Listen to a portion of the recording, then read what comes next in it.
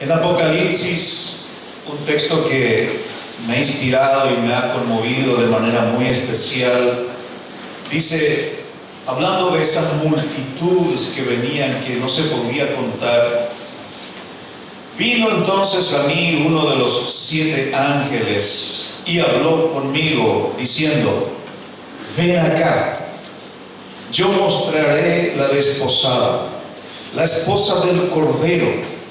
Y me llevó en el espíritu a un monte grande y alto, y me mostró la gran ciudad santa de Jerusalén, que descendía del cielo de Dios teniendo la gloria de Dios.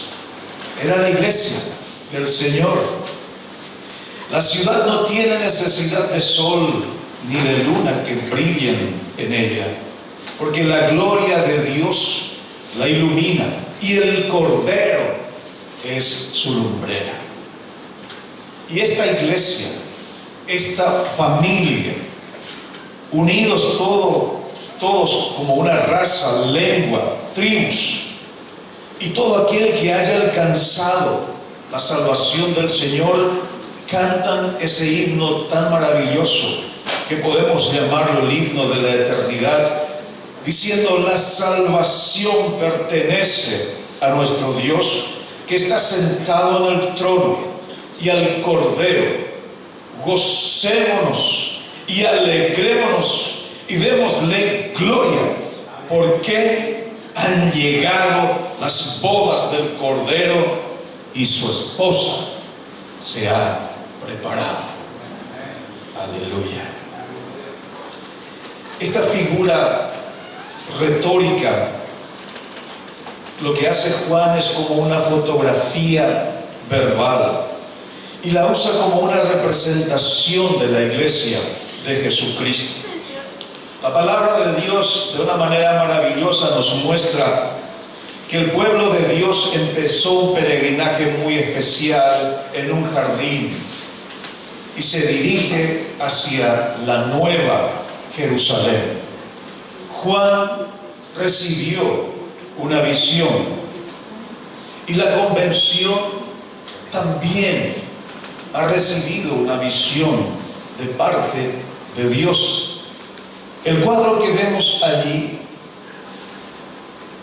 nos muestra un cuadro que fue pintado y que expresa un poco el deseo del corazón de Dios, que nos ha permitido que varios pastores primeramente y luego compartimos con la asamblea pueda ser una realidad en nuestra convención. Es la gran cena, la parábola de la gran cena. Pero allí en esa imagen que ustedes ven, el cuadro que está allí en la oficina de la convención, que lo pintó un hermano de manera magistral, trata de transmitir lo que realmente está en el corazón del Padre, que es que esa mesa no esté vacía, sino esté llena. Y la visión que Dios nos dio, aparte de ser la mano visible de Dios en nuestro país y en el mundo, nos dio la visión también de plantar 50 nuevas iglesias. Y ahí en esta cena está representada cada ciudad de los 17 departamentos de nuestro país.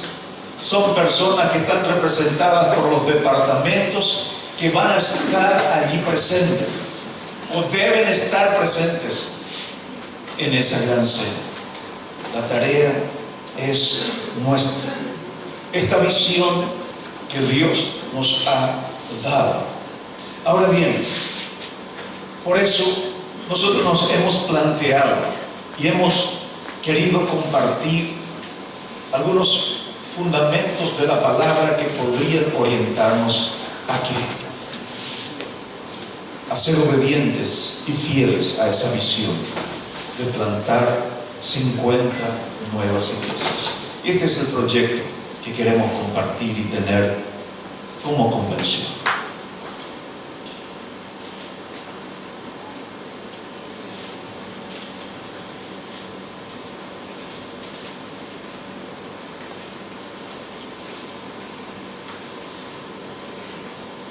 50 años de labor al servicio de la causa suprema.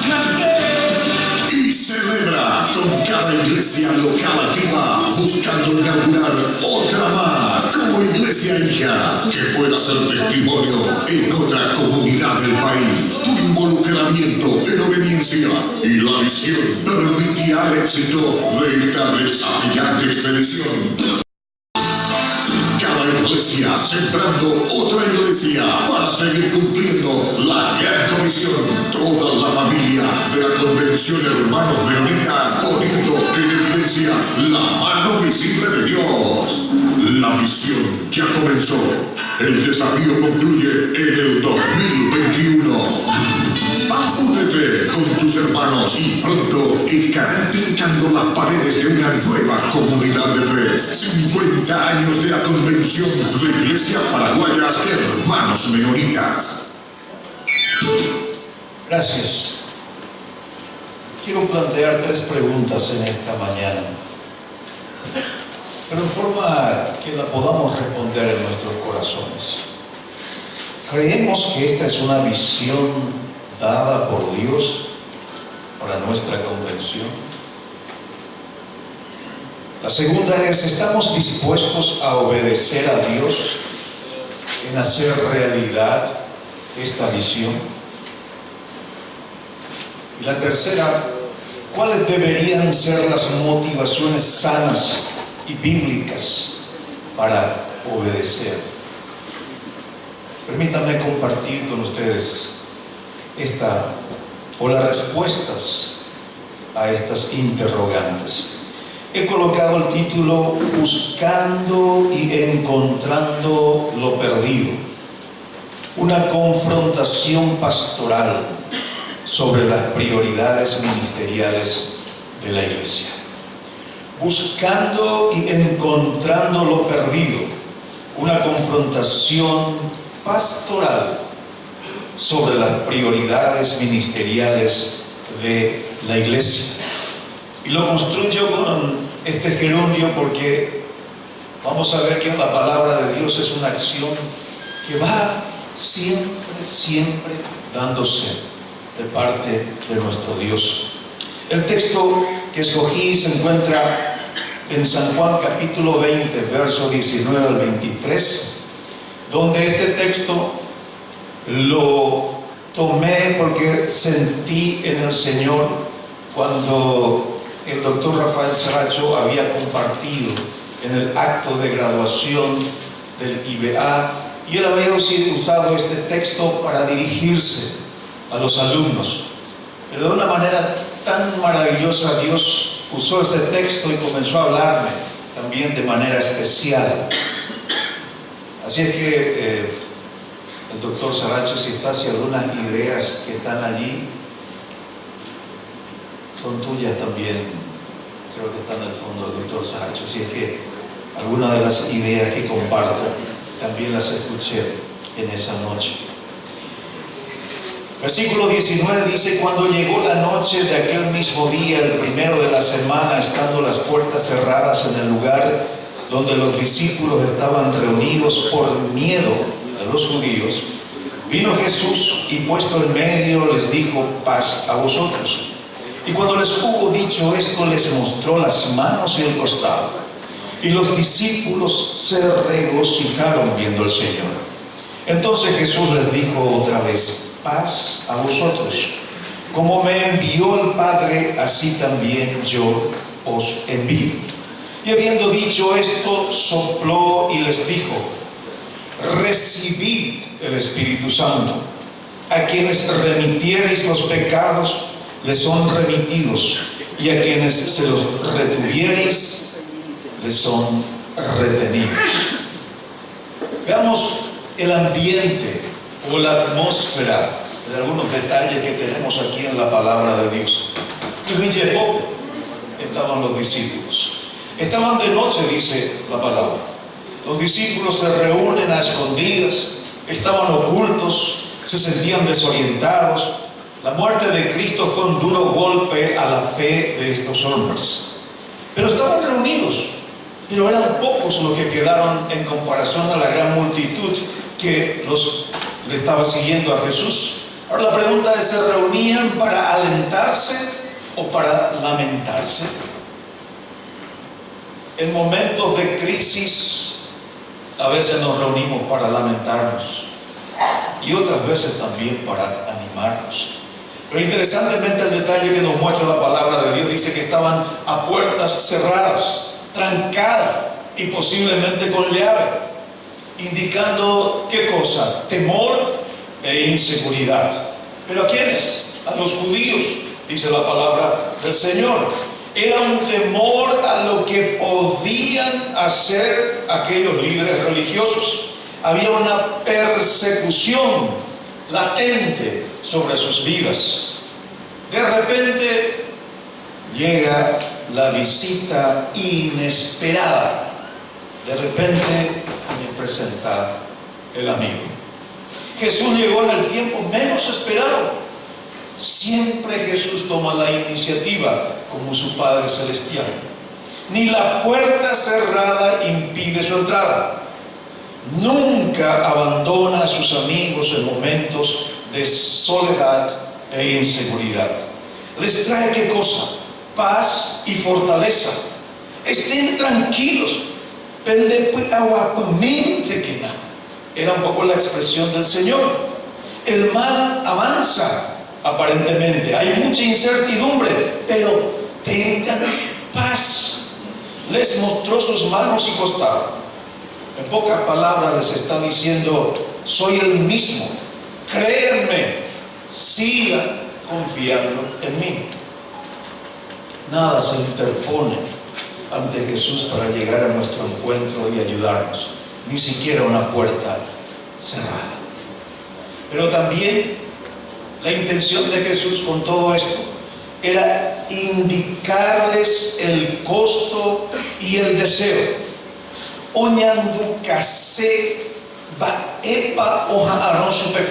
¿Qué es lo que le estaba esperando a sus discípulos? Les mostró las secuelas, las evidencias de la obediencia.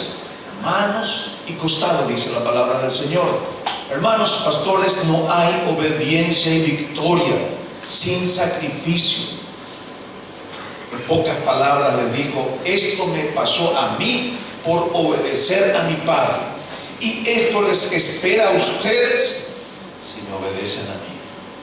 Pero les dejó también un modelo a seguir: salir a buscar lo perdido.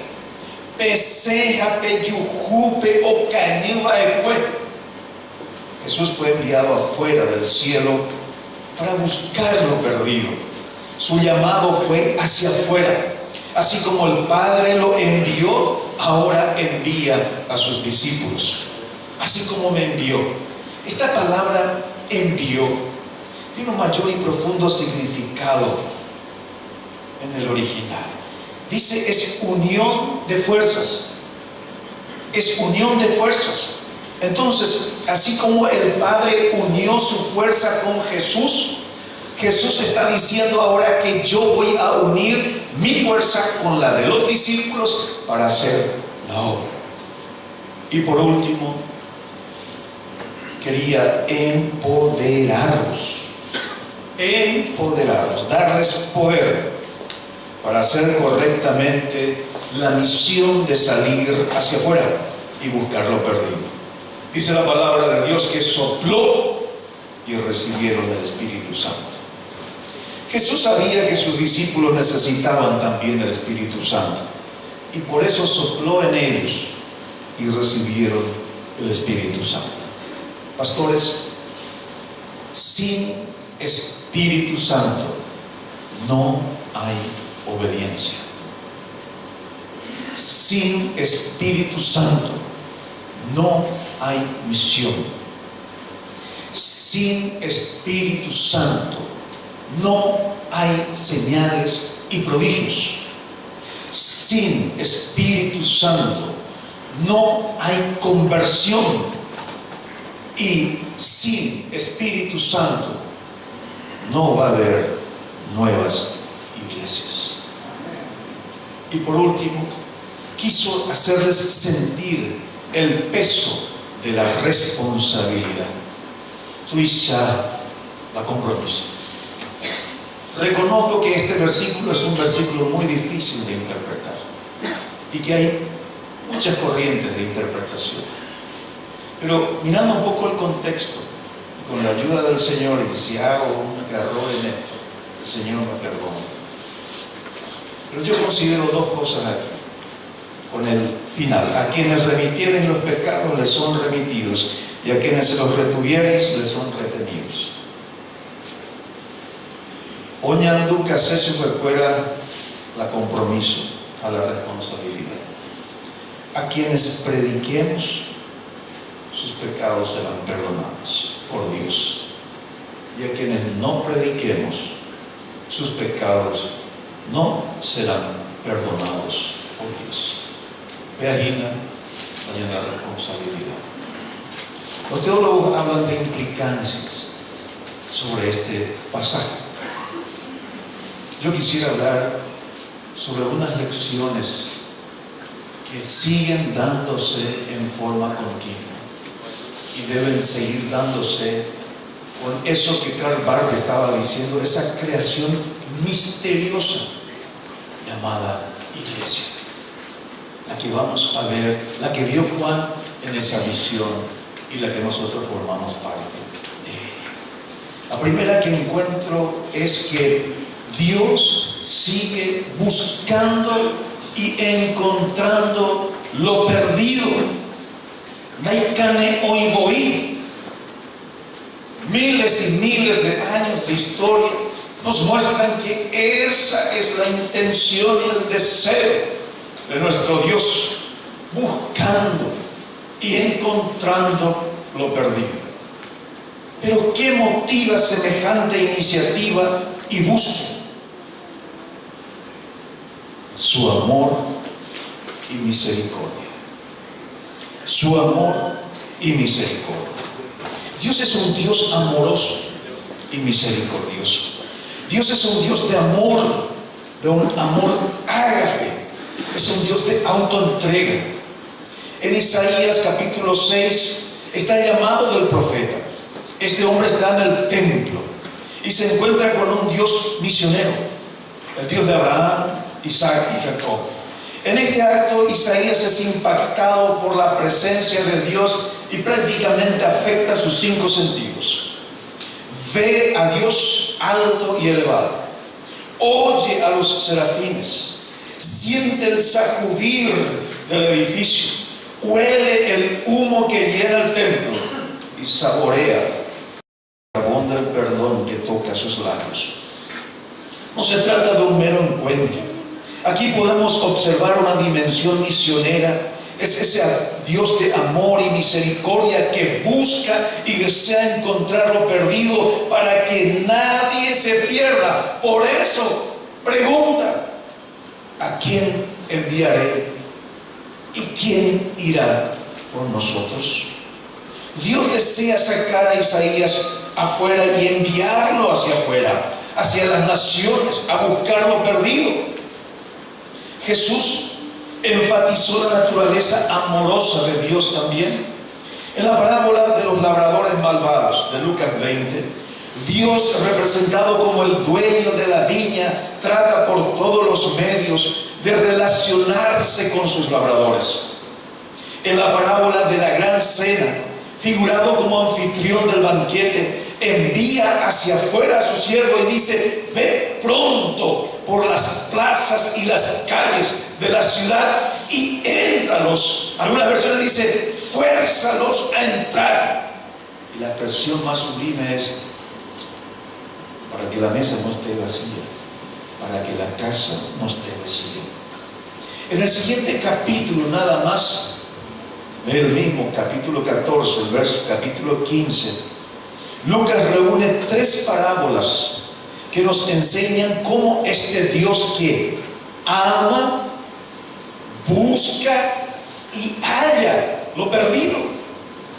Dios como un pastor que busca la oveja perdida. Dios es como una mujer que busca y halla la moneda perdida. Y Dios es como un padre de familia que espera ansiosamente a su hijo perdido regresar a casa. Y al encontrar lo perdido, ¿qué hace este Dios? Este Dios hace fiesta, se alegra. Y cada uno de nosotros fuimos motivos de esa alegría.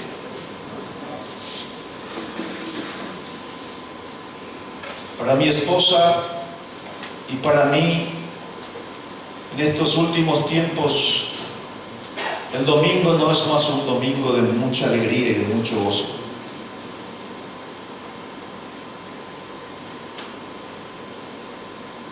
Porque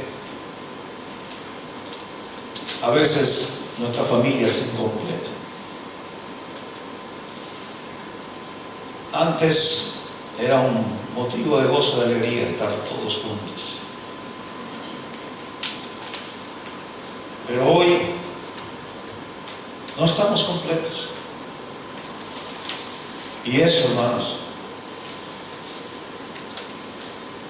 me hizo sentir una vez diciendo, así como vos sentís eso por tu hijo, así también yo siento por la humanidad que está perdida.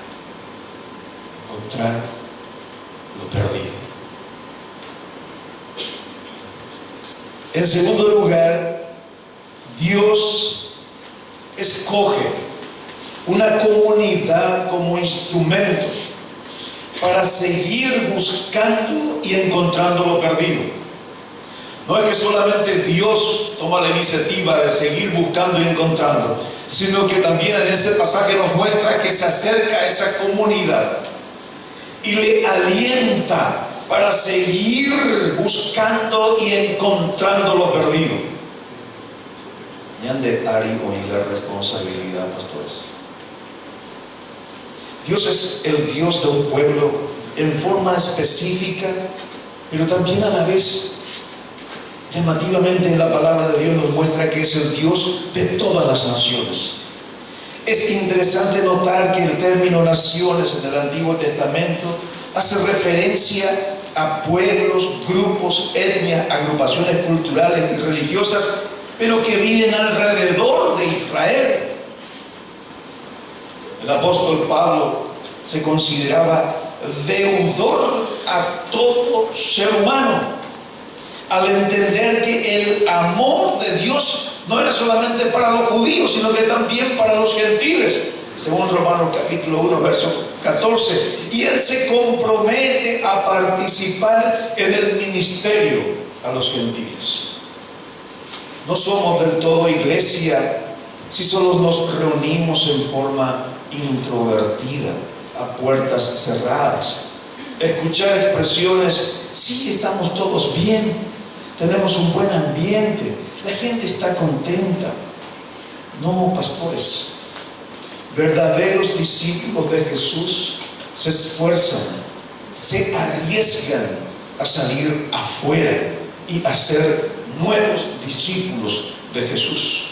Si miramos Lucas 9 y 10 encontramos un claro llamado y prácticamente en las 5 formas de la gran comisión.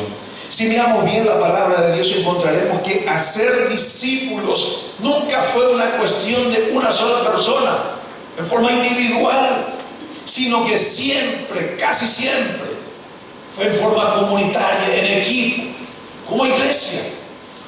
La primera iglesia en Hechos se observa que a los discípulos de Cristo, por ser sus seguidores, se unen con otros discípulos en pequeños grupos, que podrían ser nuestros grupos de crecimiento. Y Jesús mismo lo sostuvo, donde 2 o 3 se reúnen en mi nombre, ahí estoy yo. Pastores, la fe, la praxis, la experiencia espiritual no es algo individual, sino la palabra de Dios nos muestra que es algo comunitario, que es con un grupo. Porque así nos ha mandado el Señor, diciéndote: he puesto para luz a los gentiles, a fin de que seas para salvación hasta lo último de la tierra. Hechos capítulo 13. Así que cuando Jesús les dice a sus discípulos: así como yo uno mis fuerzas con ustedes, hoy Nos está diciendo también el Señor: yo anhelo unir mi fuerza con tu iglesia. ¿Para qué? Para que puedan salir, porque así como el Padre me envió, yo quiero enviarles a ustedes. Pero no solamente nos comisiona salir afuera, con esto de unir fuerzas y enviar, también transfiere oficios y ministerios del propio Jesús que había recibido del Padre. ¿Cuáles son esos oficios y ministerios? En primer lugar, ser enviados. Nosotros llegamos a ser profetas, sacerdotes, sanadores, libertadores, sabios, reyes. Cada iglesia, como cuerpo de Cristo, debe realizar la obra en forma conjunta. Y por último,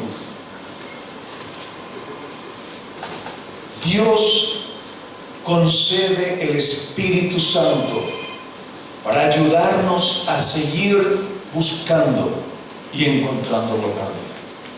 Dios sigue buscando y encontrando lo perdido. Dios escoge a la iglesia. No le escoge a un individuo, sino a la iglesia, para poder encontrar, buscar y encontrar lo perdido. Y Él sabe que nosotros necesitamos, que la iglesia necesita el Espíritu Santo para ayudarnos a seguir buscando y encontrando lo perdido. Ese va a ver allá como hay. Dios dio a Jesús el Espíritu Santo. Jesús nos concede a nosotros también, siempre para hacer cumplir la voluntad del Padre.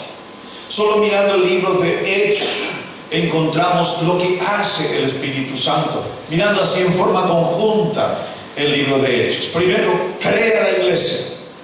En segundo lugar, da poder a la iglesia, da unidad a la iglesia, envía a la iglesia, crea en la iglesia el deseo de crecer, acompaña a la iglesia en su misión, facilita si hay problemas de comunicación, si la gente no se entiende, viene de Pentecostés y habla aquellas lenguas que no se podría hablar, crea una receptividad sana en los oyentes, convence de pecado, de justicia y de juicio, convierte a las personas a la fe en Jesucristo, construye una nueva comunidad de fe, la edifica y la hace crecer, recibe y envía a la nueva comunidad a buscar y encontrar lo perdido. A veces nosotros como iglesia necesitamos prepararnos. A veces tenemos o podemos tener iglesias monofásicas. Y cuando viene y usamos muchos equipos, tenemos muchas actividades, se siente, hay candilento en la luz. Y hace una luz tenue o forzada. Entonces necesitamos pasar. No soy electricista, el pastor Reinero es un electricista especial, certificado de la ANDE, según me había dicho él inclusive, ¿verdad? Necesitamos poner trifásico. ¿Para qué? Para que tenga más potencia. Y después del trifásico, yo voy a decir que con eso se solucionaba todo. Ya te piden ahora, y ese es el problema, el lindo problema que tiene la iglesia de San Denis, tiene que tener un transformador. Hermanos, nosotros como iglesia, hermanos menonitas, necesitamos prepararnos, no solamente para el trifásico, sino para el transformador, para que el Espíritu Santo fluya de manera especial en medio de nuestras congregaciones. En Efesios capítulo 4, verso 12, a fin de perfeccionar a los santos para la obra del ministerio. Así dice la palabra del Señor. Para la edificación del cuerpo de Cristo. Interesantemente, la palabra que usa aquí Pablo, traducida al castellano como ministerio, es diaconía. Esta es una palabra clave. Diaconía significa aquel servidor, aquel que hace el servicio, aquel que ayuda. Pero me llamó la atención de que primeramente aparece para la obra del servicio.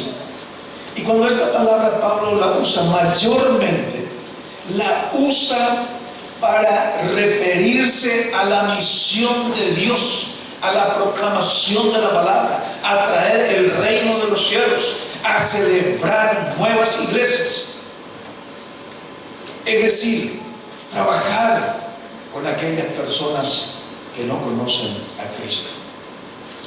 Hermanos, una iglesia saludable busca siempre abrir una nueva obra. Una iglesia saludable busca siempre abrir una nueva obra. Una iglesia saludable busca participar en la misión de Jesús, siendo testigos en Jerusalén, Judea, Samaria y hasta lo último de la tierra.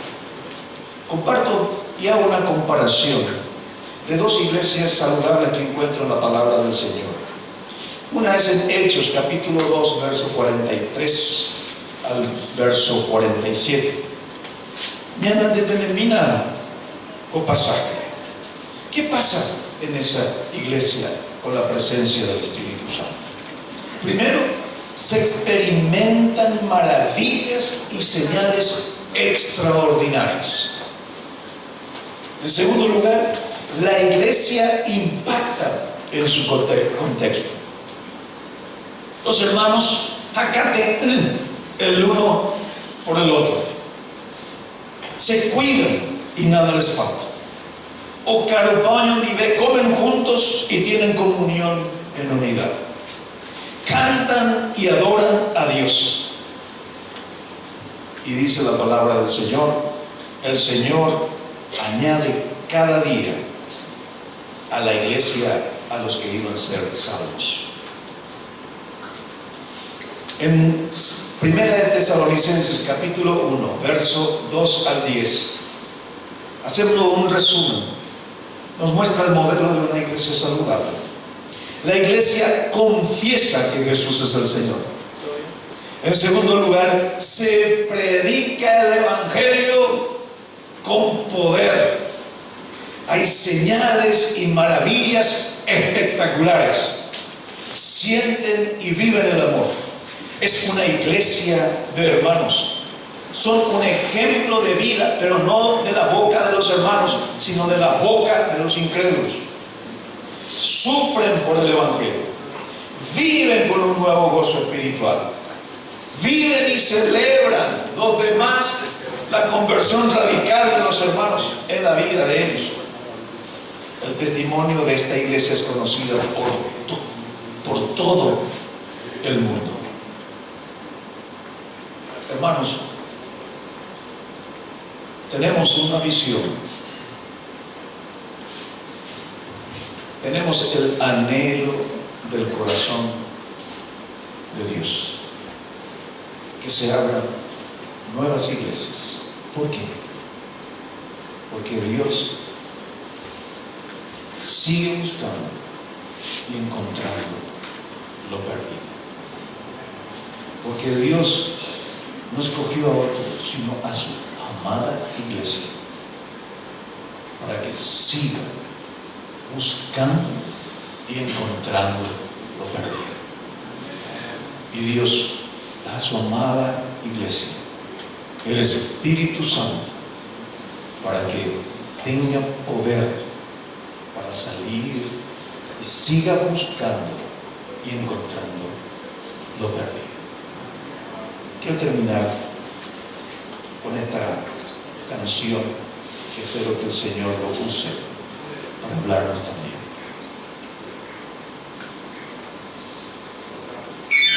Unidos por una misma visión, la pasión y el compromiso de sembrar y bendecir a cada ciudad con semillas de servicio y amor. Vamos a sembrar en los corazones palabra de Dios que da salvación. Unidos podemos establecer 50 iglesias que adoren al Rey.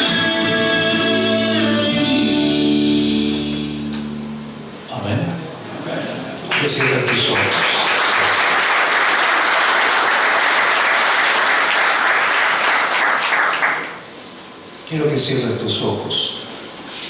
El título decía que era una confrontación personal en cuanto a las prioridades ministeriales de la iglesia.